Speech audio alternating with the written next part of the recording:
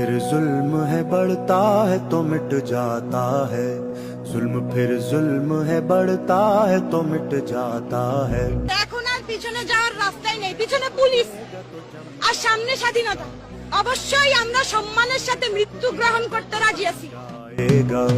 খাকে Sehra pay জমে ইয়া coffee, আমাকে বলে আসছি আজকে যদি মরে যাই আমার রাষ্ট্রপতি রাষ্ট্রপতি কোন আছে ইয়া পায়ে সালাসিল পে জমে তেগে বেদা। আঙ্কেল আমার বাবা মা কেউ বাড়ি নাই, আমার ছোট ছোট আমি ঘরে বসে তালা দিয়ে রেখে আসছি। टपकेगा तो जम जाएगा, जुल्म फिर जुल्म है बढ़ता।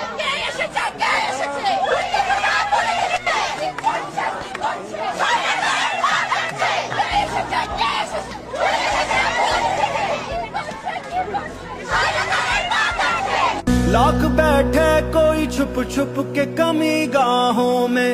এই পুলিশ মানে লাঠির বাড়িতে আমাদেরকে দমাতে পারবে না। এই জনগণ এত 18 কোটি জনগণ দমাতে পারবে না, এটা সম্ভব না। जुल्मत की नकाब लेके हर बूंद निकलती है हथेली पे जरा, जुल्म की किस्मत नाकारा के ईमान से कहो महमिले।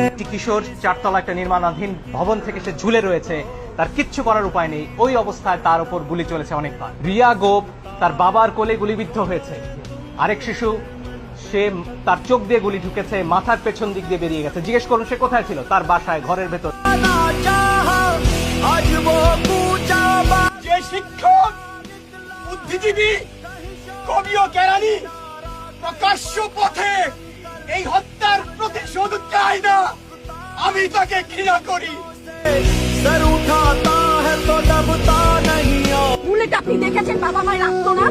অভিশাপ আসমান কাঁপে, আপনাদের কাঁপে না? তার কাঁপে না? অভিশাপের ভয় হয় না? বুকগুলা চাচা হয়ে গেছে আমার সন্তানদের।